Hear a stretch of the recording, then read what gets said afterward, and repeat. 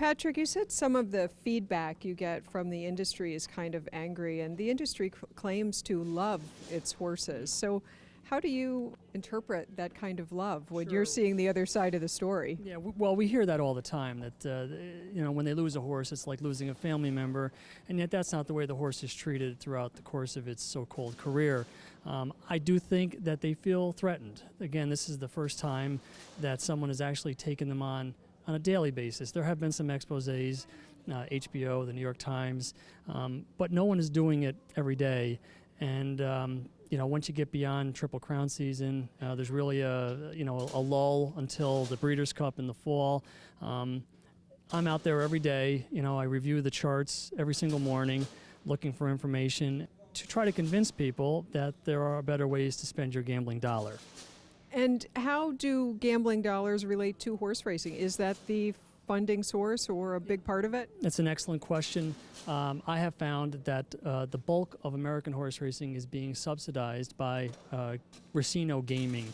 To take New York State as an example, all 7 harness tracks are directly funded by these VLT, video lottery terminals, and that was written into the law that a condition for the track owner to get these VLTs was that they had to funnel some of the revenue into purse money and to breeding incentives. So the industry is being subsidized. It's really corporate welfare.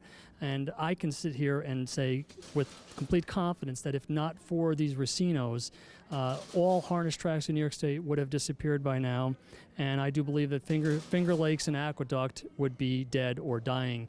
The only two are Saratoga and Belmont. They're a little bit more prominent. They attract a better level of horse. But as far as the 9 of the 11 tracks in New York that are being directly funded by these VLTs, I do believe that if not, they would have disappeared by now. If you think it's just an innocuous trip to go out and play the slots, you are unwittingly supporting the horse racing industry. And the stories, it's the same story that plays out throughout the country with these racinos. The track owners love them because they're making money on these VLTs, but they all report that the people aren't going to their location to bet on the horses. They're going up there to play the slot machines and play poker games.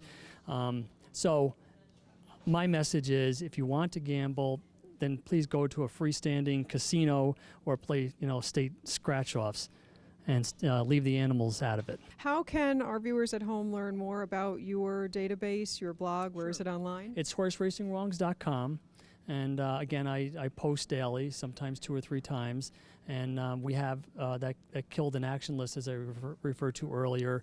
It's at the very top of the page. And I think that that's all the information that you need to get a sense of what's going on in the racing industry. I always tell people, if you just go to the site and read every day for a week, you'll have an understanding of what is happening to horses in America on racetracks.